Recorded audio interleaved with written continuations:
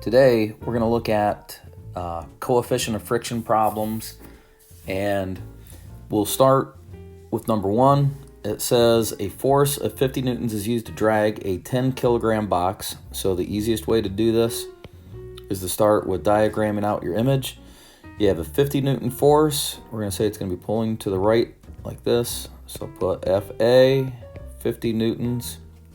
And we know the mass of this box is going to be our 10 kilograms. It says we have a frictional force. Friction opposes motion. So put F. That force of friction is 15 newtons. It says calculate the unbalanced net force acting on the object. Okay, so was on a horizontal surface, so if we're looking at the net force, the box wasn't going up or down, so it's being supported by the tabletop. We do have 50 newtons that's acting to the right, so that's going to be a positive value. We have 15 newtons acting to the left, so what we need to do is add a negative, or just say we're going to subtract 15 from it. So you end up getting a net force acting on this box that would be 35 newtons to the right. So it's going to be moving to the right in this diagram. We have number two, calculate the acceleration of the object in problem one. Now, it is not going to move forward with the full 50 newtons of force because it has a frictional force opposing that. So instead of using the 50 or the 15, we're going to use the net force, the sum of all those lefts and rights, up and downs. So we're going to have, excuse me, we're going to have the net force equals mass times our acceleration. We're trying to find the acceleration of this. So we'll have our 35 newtons that we calculated from above, right there, divided by the mass of your object. The mass of the object was 10 newtons. So your acceleration is going to end up being a positive 3.5 meters per second squared, and that is going to be to the right again. It says calculate the force of gravity acting on this object. Gravity is acting downwards. That's going to be FW. All right, so if FW is in the equation, that means that I have to throw gravity into this. So I have a mass. The mass is 10 kilograms. I know gravity is 9.8 meters per second squared. So the weight of this box or this object is going to be 98 newtons. It says calculate the frictional force acting on this box as it's rubbing across the surface. Now the coefficient of friction, I kind of describe it as the grippiness between two surfaces that are in contact. So the force of friction, we know that that thing is 15 newtons, okay? But what exactly is that coefficient of friction? So we have mu, coefficient of friction, and since we have two objects that are in contact, we're talking about that support force that's acting against the tabletop and the box, that surface there. The table is supporting the box upwards, the box has a weight acting downwards. Those two objects are in contact, so you're going to have two surfaces. Even though they might appear to be smooth, they're still on the atomic level going to have a little bit of bumps and grooves that are going to rub against each other. And we're trying to figure out what that coefficient of friction is, what that grippiness is going to be. So if we rearrange this, we have mu, coefficient of friction, is going to equal our force of friction divided by the normal force. So I have my force of friction is 15 newtons. The normal force is going to be the support force acting upwards on this. So as long as the table's not moving up or down, the normal force is going to equal the weight of your object acting downwards. And when we put that into the calculator, we should get rounded off, 0.15. There is not going to be a unit for that. That's just what the coefficient of friction is going to be for this. So we go to number 5 here. Number 5, you have a horizontal force that's going to be pulling. Okay, so we have a horizontal force. It's going to be pulling. That's our applied force, 15 newtons. We know the mass of this thing is going to be 5 kilograms. It's going to be on a horizontal surface. It says if the force produces an acceleration of 2 meters per second squared, what's the net force acting on this? Okay. If we look at the net force, we have the mass of our object times our acceleration of the object. Now we know the acceleration is 2 meters per second squared. That's right here. And we know the mass of the object, that's 5 kilograms. So if I want to figure out what the net force is, we're just going to have 5 kilograms times the 2 meters per second squared. So our net force acting on this is going to be 10 newtons. Now, the 10 newtons, the net force on that, we're going to come right back to this because remember, the net force is the sum of all of the forward and backward acting forces on this, but we don't know what that is. That's what we need to figure out. It says calculate the frictional force of this. So I know that the net force acting on this thing, we know is going to be 10 newtons. That's going to be equal to our applied force minus the force of friction. The applied force we know is 15 newtons. So that means that the frictional force, the thing that's unknown in this part, has to be 5 newtons of force that's acting to the left. So my force of friction, it's no longer unknown. I know that's going to be 5 newtons. It says what's the weight of this object? Weight is acting downwards. So our FW, anytime you have FW, you know that you have to throw gravity into the mix. The mass of the object is 5 kilograms. The acceleration due to gravity, 9.8 meters per second squared. So the weight of this thing is going to be 49 newtons. So I'm going to put that on my problem. Now, if you have a weight acting downwards on the table of 49 newtons, that means that you have to have an upward force, a normal force of 49 newtons also. It's getting kind of messy up there, but it's going to work for us. We have the last question for this. We have the coefficient of friction. So if we're trying to find the frictional force, I know that I have to have mu, or coefficient of friction, times the normal. All right. Rearranged, I know that I'll have the force of friction divided by our normal force. Force of friction in this case, we figured that out from our question number 6. Question number 6 was 5 newtons. All right, so we have 5 newtons divided by our normal force that we just figured out was 49 newtons. So if we divide that out, we have 5 divided by 49 gets you, let's round it off and just say 0.1. And again, there's no unit of measurement for coefficient of friction, so you're finished.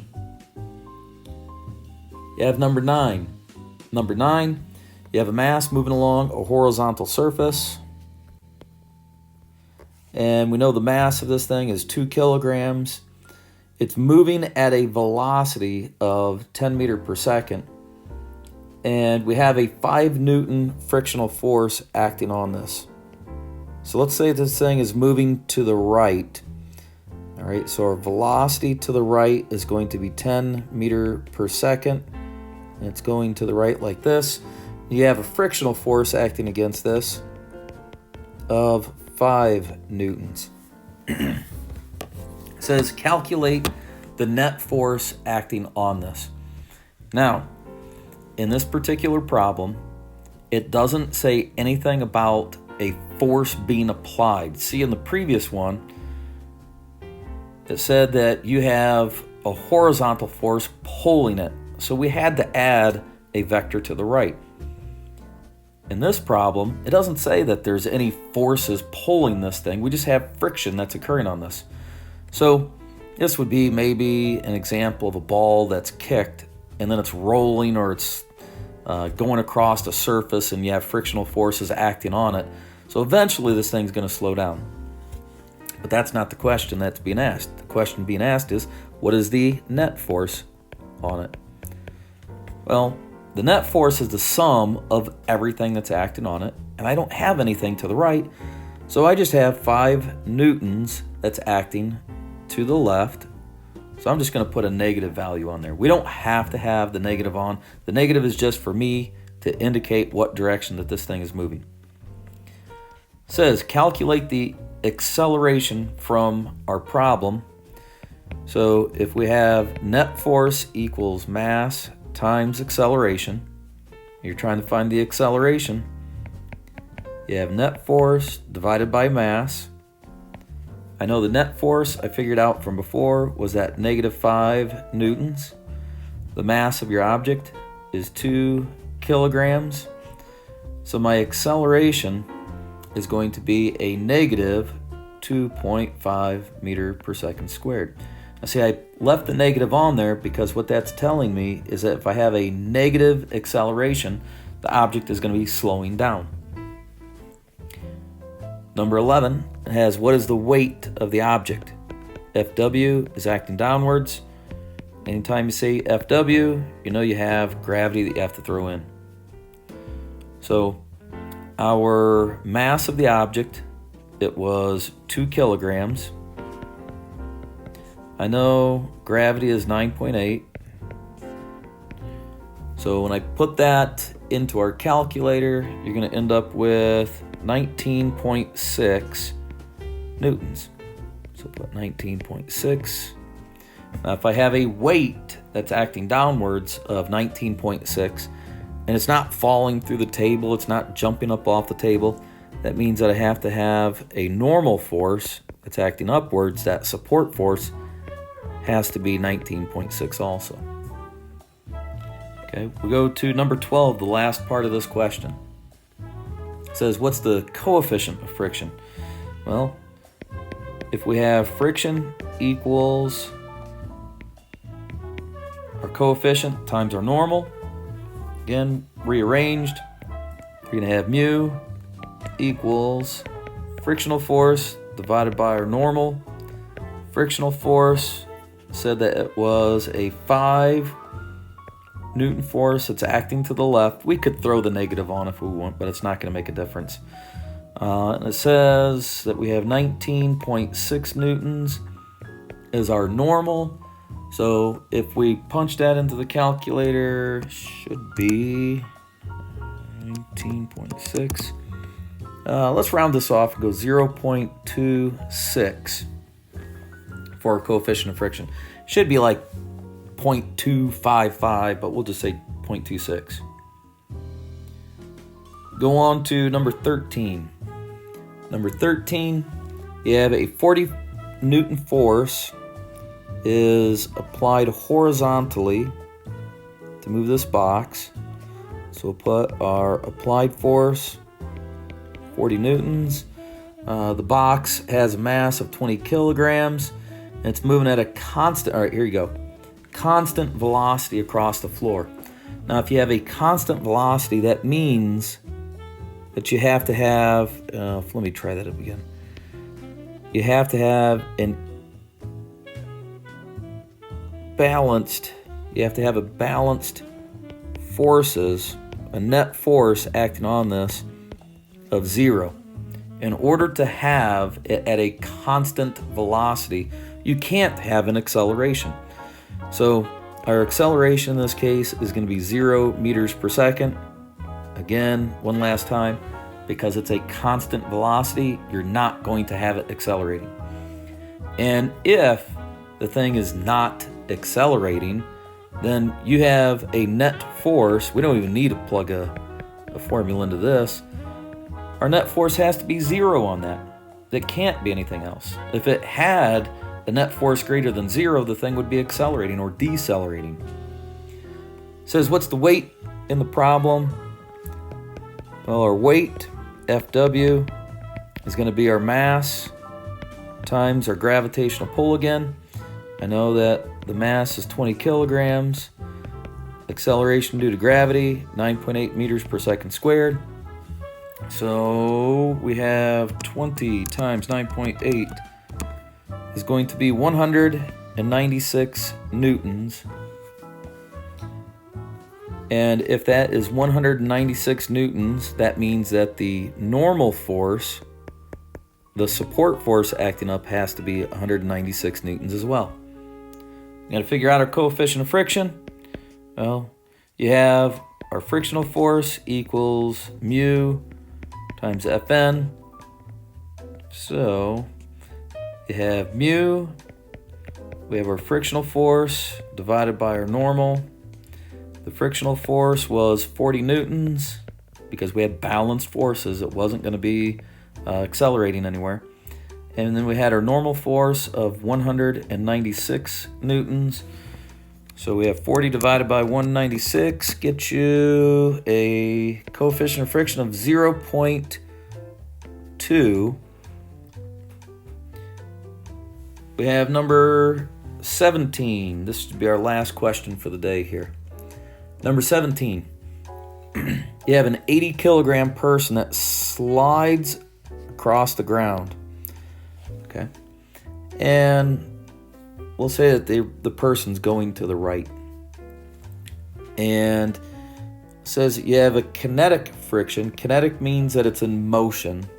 Okay, so we have a kinetic friction of 0.3. It says find the force of gravity acting on this person.